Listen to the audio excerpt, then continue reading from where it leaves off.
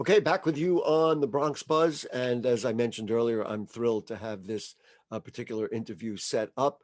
Dr. Robert Meyer is an emergency room doctor at Montefiore Medical Center. Dr. Meyer, nice to have you with us. Thank you for having me. And the author or the co-author of the book, and the book is called Every Minute is a Day, is Dan Koeppel. Nice to have you with us, Dan. Thanks so much.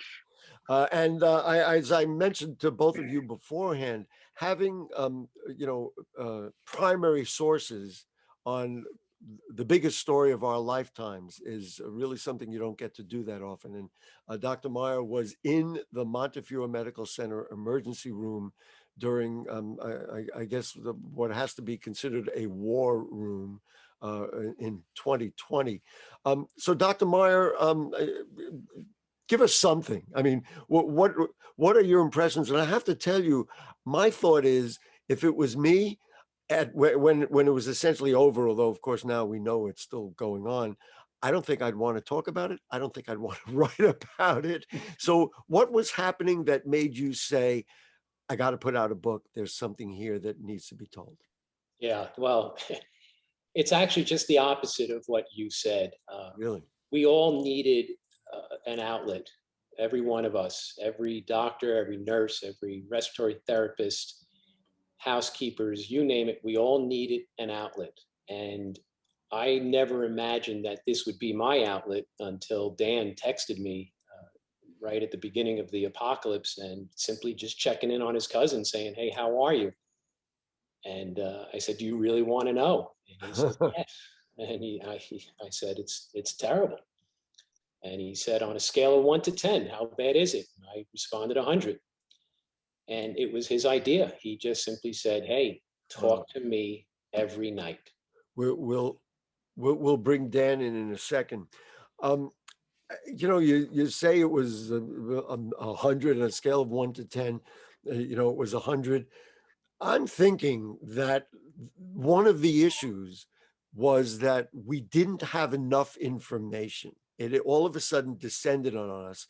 There was no warning. We were not prepared in terms of equipment. I was remembering in preparation for this, imagine shortage of hand sanitizer, shortage of masks. These are fundamental things that weren't available. Cleanser to keep your house clean or to wipe off doorknobs and things like that. I'm thinking in the emergency room, there was this unknown, like, wait a minute, we've got this. So how much did you know? And was it frustrating simply on an information level to try and keep people as healthy as you could? Yeah, there were many frustrations. And if you recall, there was the toilet paper shortage, right? So maybe that should have been a clue that, some bigger and badder things were coming our way. But we just turned a blind eye almost. Yeah, it's like I don't know, in the ER, we just felt like, hey, this isn't going to happen to us. And yeah, we were lacking certain supplies in the way of personal protective equipment, but it never stopped us. It never once stopped us from going forward and taking care of people in their time of need. And in large part because of what you said, we didn't know. We didn't know really how it was transmitted, if you touch it, the doorknob, how far the virus goes when you sneeze and cough. At the beginning of the pandemic, we were walking around that ER with nothing on. And we were swabbing people thinking they had the flu and they weren't testing positive for the flu. We didn't, so there was a lot of unknown at the time, like the rest of the world. Dan, when you realize that this is an unfolding story, and I've been in media, not print as much, but certainly in TV and TV journalism and talk shows for many years, when something is unfolding, it's a challenge because you want to get it right. It's dynamic. It's happening as as you're breathing. I mean, something new is happening, and you knew that the stories you were hearing from your cousin were incredible. Talk to me about the challenges and how you address those in terms of writing the book Every Minute is a Day. I mean, I think it's important to point out that Rob is my cousin. We've known each other all our lives. We have you know, almost a telepathic communication between each other that comes from that sort of shared blood. You know, Rob, I think it's fair to say, was inspired to become an emergency room doctor by my father, who was an emergency room doctor, who mentored him. So there's a real closeness and understanding.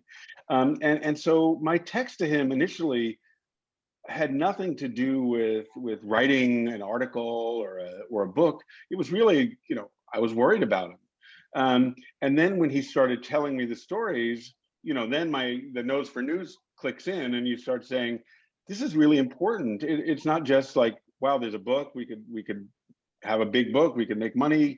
It wasn't that. It was that Rob needed to tell the story, and I wanted to help him, and I knew it was a good story. And you know, we talked on the phone, we did traditional interviews, he sent text messages, he left voicemails, and it was an assembly. And it went in chronological order, pretty much. Are you pleased now with the result? I mean, and there's something that I really want to get to, which we're going to do in a moment. But did you feel like you captured? I can't even imagine thinking about it, let alone trying to document it accurately with emotion, you know, and all the things that you try to do as anybody who's relating a subject through media.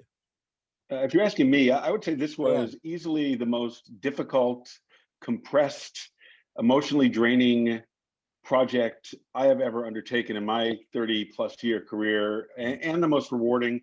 And I think the results, you know, I don't want to brag, but I think we wrote a really, really good book, and I think people will see that. Gentlemen, while I'm talking to you, I'm thinking that maybe we, you know, because we only have a half a show to do this, that maybe we ought to do something larger with this, but we can do that over time, because the number of questions I have for Dr. Meyer are excessive. The one thing that came out and comes out in the book and comes out in kind of the result of what you put out, and the line is, Meyer finds light amidst the pandemic's darkest moments. I can't imagine that. Talk to me, if you would, Dr. Meyer, about what we learned from this, what you learned from this. You know, it's how things might be ultimately better as a result of it. There's part of me that can't imagine it, but I'll let you just articulate that, if you would, because I know it comes out in the book. Yeah, you know, there's so many examples and so many answers to that question. I'm just going to go with the first one that hits me, and that is that the best in people came out. And I can't tell you how many family members I spoke to, whether from home or at work on the phone, that were comforting me. And Wow. I will never forget that. They were comforting me, thanking me. Their loved one passed and they're thanking me. And I will never forget that. You have been an emergency room physician for a very long time, as I wasn't aware of it. Dan related that it was in your family to be that. You have seen, I'm sure, any number of things that are difficult for, I guess, the regular folks to deal with. Um, in terms of dealing with this, even seeing your colleagues, I'm assuming there were many. I don't want to presume the numbers, but there were doctors and nurses and other staff members who also got it and didn't make it through the worst part of this pandemic. Just talk to me a little bit about where this fits and how you were able to get through it. I mean, to some degree, I think it was probably therapeutic that you were communicating with your cousin and Oh, telling him what was going on. 100%. The book was a catharsis. Uh, Wow. Talking with Dan, and I availed myself of the psychotherapy, if you will, from Montefiore. They offered therapeutic services, and I had a very unique relationship with Simon Rigo, who really held my hand through this pandemic.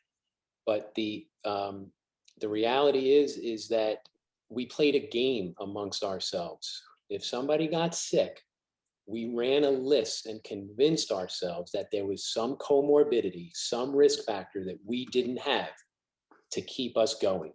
Even if they were 2 pounds overweight, we checked it off the list and said, okay, I'm not eating for the next 2 days. I'm keeping my BMI down. It was that kind of survival instinct. We just had to make up reasons why people were having bad outcomes. And I'm very lucky that I do not have a single close contact in my professional world, in my family life that's come to COVID. Not everybody in America can say that. And to say that about the emergency department at Montefiore is incredible, because we were in the belly of the beast. Dan, as somebody who's, we're just about out of time, unfortunately, because we could talk about this for a very long time. As somebody who's been in journalism and writing for all this time, how do you follow it up? You know, I mean, do you follow it up and say, you know what, this is a movie? Do you follow it up and say, well, we got to do volume 2 because after all these changes that might result, better protection, better awareness,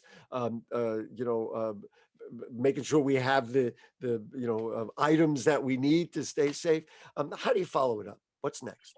You know, I have made it a practice in my career to never worry too much about what the next step is going to be. I am happy that we wrote what appears to be a really good book. And when the next good idea comes, I hope I'll be able to recognize it. I hope that the good idea comes with the solving of this pandemic and the health and the future of all of our the tremendous healthcare workers and all the other people. One thing which I didn't say at the top, Dr. Meyer, for you and for all of your colleagues, we all owe you a good debt of gratitude. We can't thank you enough for your courage, your bravery, for sticking with it when many of us would have bailed the heck out. No, we really, those comments make us so uncomfortable. We never felt like heroes. We were scared. Heroes aren't scared. And well, and you know what you did? You exemplified the best of your profession. The oath of becoming a doctor. You said, you know what? It's our responsibility to be here. It's like as large a MASH unit as you could imagine, and you guys did great. Anyway, so the book once again is Every Minute is a Day, and we can only imagine that to be true. Robert Meyer, doctor in Montefiore's ER, thank you so much for joining us.